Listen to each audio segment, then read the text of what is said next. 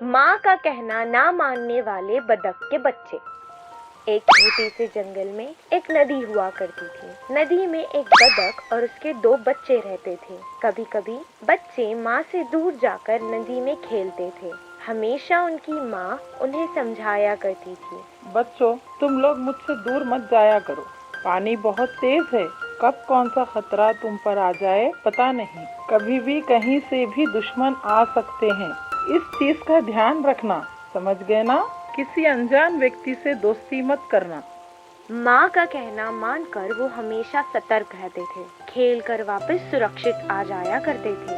एक दिन वो दोनों ने नदी के बीच एक दौड़ लगाई। एक बच्चा जहाँ पानी का बहाव कम था उस तरफ से तीरता हुआ जा रहा था, तो दूसरा बच्चा जहाँ पानी का बहाव ज्यादा था वहाँ से जल्दी पहुँचने के लिए जा रहा था।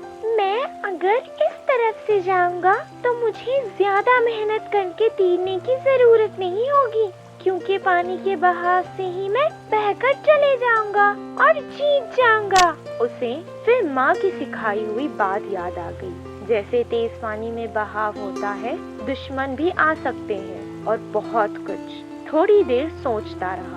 उसने निश्चित किया कि वो वापस आ जाएगा, पर बहुत तेज बहाव होने के कारण वो पानी में बहता हुआ चले गया।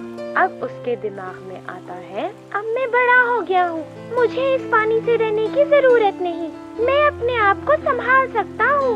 उसने बहुत कोशिश की पर बाहर नहीं आ सका और बहता हुआ आगे चला गया। वो बहुत डर गया था और सोचने लगा कि माँ की बात ना मानने के कारण आज वो इस मुसीबत में फंस गया है। दूसरा बतख का बच्चा उसे देख रहा था। वो उसे बचा नहीं सका क्योंकि पानी का बहाव बहुत तेज था। इतने में नदी में आगे से एक नाव में बैठा आदमी आ रहा था।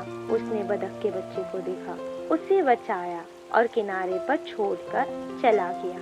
वो दोनों अपने माँ के पास गए और उसे सब कुछ सुनाया।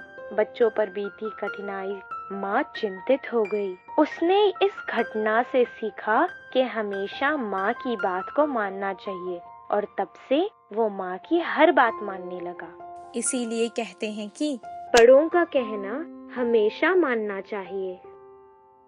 लोमड़ी और शेर को बुद्धू बनाने वाले हिरन। एक समय की बात था, एक जंगल में एक लोमड़ी रहता था। वो बहुत दिनों से कुछ भी नहीं खाया। अरे यार, आजकल खाने के लिए कुछ भी नहीं मिल रहा। सोच रहा हूँ अगर मृगराज, शेर कुछ शिकार करके जितना वो खा सकते हैं उतना खाकर बचे हुए खाना हम जैसे छोटे जानवरों को दे सकते हैं तो बहुत अच्छा होगा। लेकिन उन्होंने तो तपती धूप की वजह से अपने घर से बाहर ही नहीं आ रहा है। अगर ऐसे ही चलता रहा तो मैं जल्द ही मर जाऊंगा। ऐसे दुखी होकर उस दिन उस जंगल में घूमता रहा। ऐसे घूमते घूमते एक जगह पर एक हिरन अकेला घास खाता हुआ दिखा। हिरन को देखते ही उस लोमड़ी के मुंह में पानी आ गया।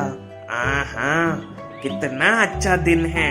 अगर मैं इस हिरन को खाऊं तो 10 दिन तक कुछ भी खाने की आवश्यकता नहीं होगा। लेकिन इस हिरन को कैसे मारूं? ऐसे सोचता हुआ लोमड़ी को नजदीकी नदी के पास एक शेर दिखा।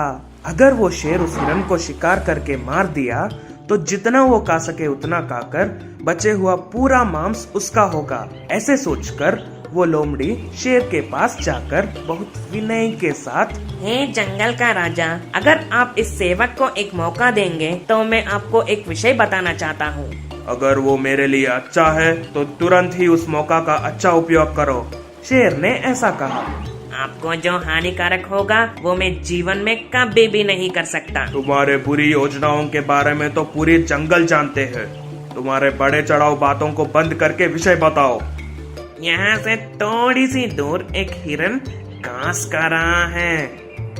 हाँ, ऐसी बात है क्या? ऐसी बातें इतने देर से नहीं बोलते। चलो चलो, जल्दी चलो। ऐसे कहते हुए दोनों शेर और लोमड़ी जल्दी अपना सफर शुरू किया। लेकिन ये सभी बातें हिरन वहाँ के एक बड़े से पत्थर के पीछे से सुन लिया।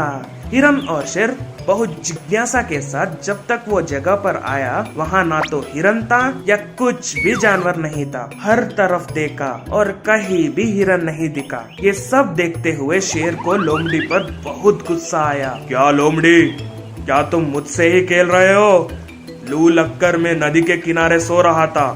तुम मेरे पास आकर हिरन है बोलकर झूठी तसल्ली दिया। नहीं महाराज, हिरन यही कहीं था, मेरे बात को यकीन कीजिए। ऐसा लोमड़ी कहा। ऐसा कहने से भी शेर उसको मारने का डर उसको बहुत था। हिरन नहीं हो तो क्या हुआ, तुम मुझे मिल गया। ऐसे कहते ही लोमड़ी को पकड़कर मार दिया। इस कहानी का नीति ये है कि बुरे लोगों को बुराई ही मार देता है। बंदर और आम की कहानी। एक समय की बात था, एक जंगल में एक नदी था और उस नदी के किनारे बड़े से एक आम का पेड़ था और उस पेड़ पर एक बंदर रहता था। उसको खाना ढूंढने के लिए कहीं नहीं जाना पड़ेगा, ये सोचकर उसी पेड़ को उसने उसका घर बना लिया।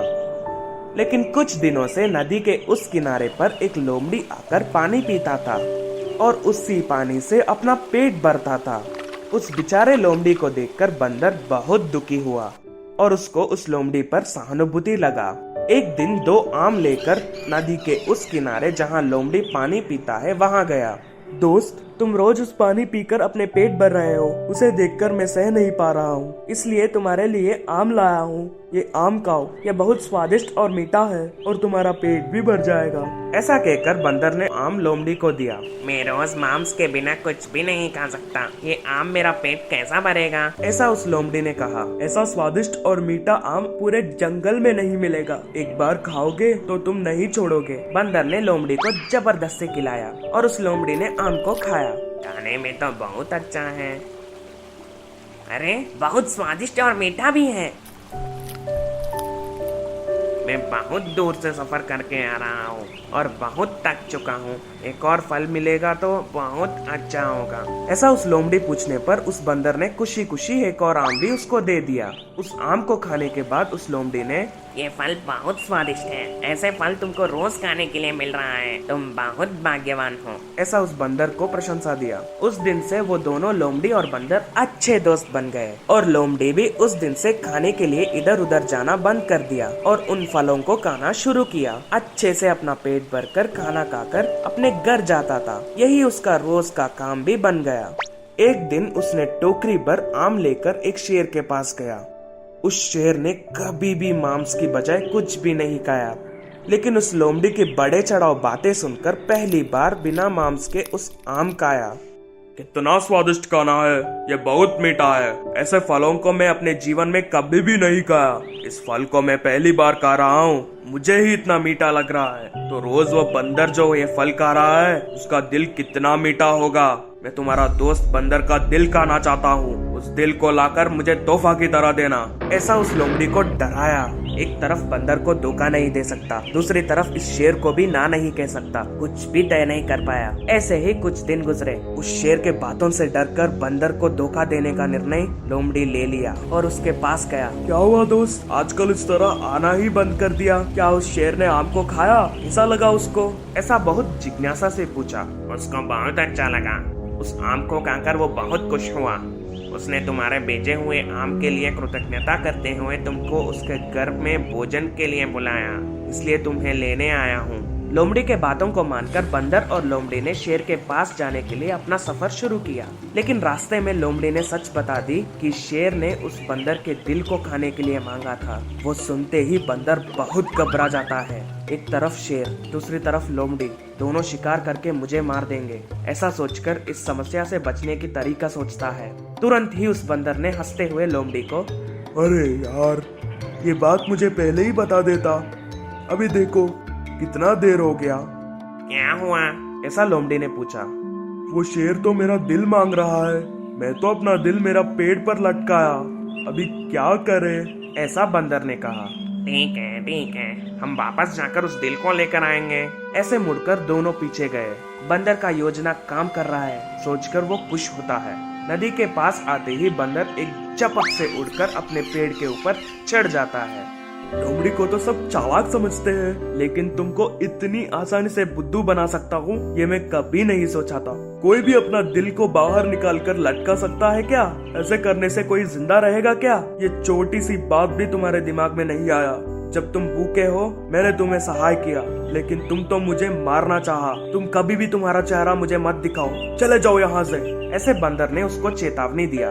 इस कहानी का नीति ये है कि चतुराई से झूठ बोलकर भी समस्या से बाहर आ सकते हैं।